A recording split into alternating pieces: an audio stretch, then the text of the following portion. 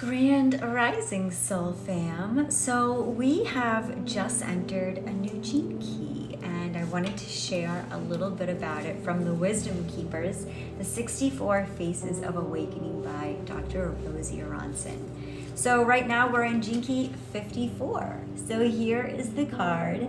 This is the Shadow of Greed, the Gift of Aspiration, and the Divine Expression or City of Ascension. It starts with a Richard Rudd quote that says, "Greed is an energy that will compromise its own integrity in a flash to get what it wants.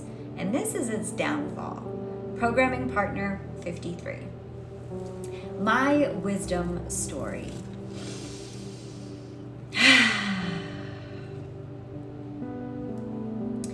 I grew up in the ashram of a charismatic guru, following in the footsteps of my materially unambitious parents. I became a devotee. At a young age, I was adept at meditation and prayer and knew the sweet scent of peace. Our guru preached generosity and rejected all possessions. He was known for performing miracles and for his great humility. Once I got lost in the ashram and accidentally passed by one of his private chambers. The door was ajar so I could peek in. I was shocked to see mountains of material riches and pictures of him socializing with some of the wealthiest, most corrupt people in the entire world. Before anyone saw me, I ran straight to my parents to tell them what I saw. But they didn't believe me. Even if it were true, they were sure he must have had a holy reason. For the next few years, my parents continued to offer their salaries in material goods to the ashram, and he continued to receive their gifts with his hidden greed. Finally, I dared to confront him. He accused me of lying and sinning. My parents were too scared and confused to stand by my side. So I ran away from the ashram and everything that guru represented. All I wanted was self-realization.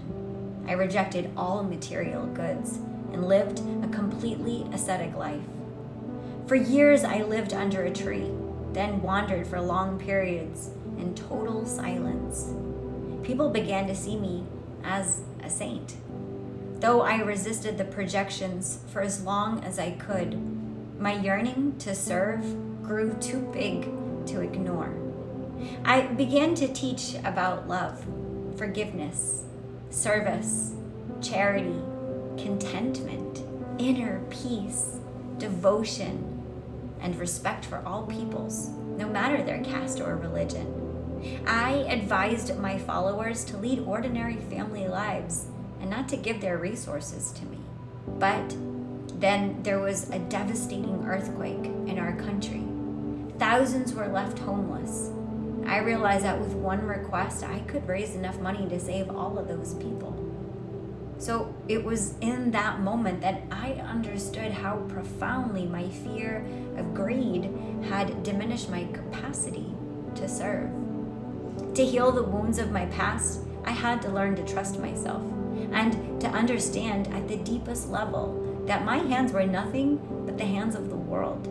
Now, I have a foundation where resources are constantly gathered and redistributed. Food, money, and love flow freely through my life, home, and community. I hold on to very little, but I no longer need to push anything away. My gift to you. I bring the gift of aspiration.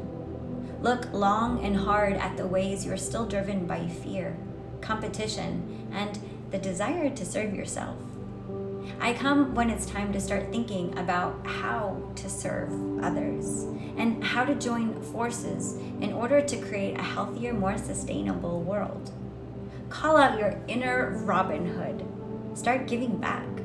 Think holistically. Find creative ways to more justly redistribute the resources on our planet.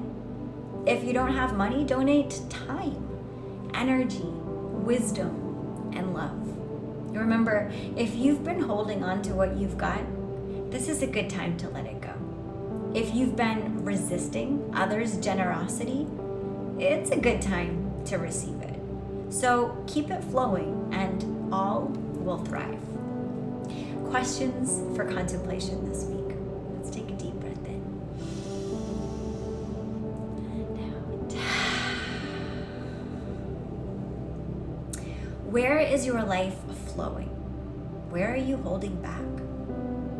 Is your integrity being compromised by your ambition? Has the desire to own and accumulate taken over your life? Have you given up on your ambitions out of disillusionment? Is your rejection of materialism preventing you from receiving? How can you open up more to receiving? Take stock of what you have. Where is there excess? Find 3 things that you can give away or redistribute today.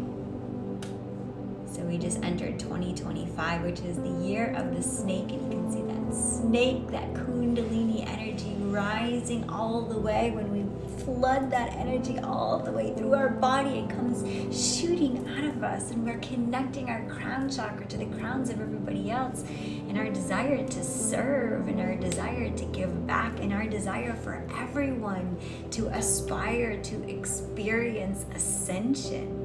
And so, they say that, in a 12-step program, part of the process is once you have freed yourself from addiction, is free somebody else from addiction. So once anybody has freed themselves from a victim consciousness, there is this surge of energy, this pouring of our love that goes back in to helping other people also free from that addictive behavior of falling into victim consciousness. So this week, inspiration right now is to see, what are you aspired to create, to birth, to do? And what is the ultimate goal that you're trying to attain from that? Is it peace? Is it financial gains? Is it status? Is it popularity? If you feel into it, does one serve the outer? Does one serve the inner? Does one feel better? Do they work in tandem with one another? All just things to contemplate. Sending you so much love. Namaste.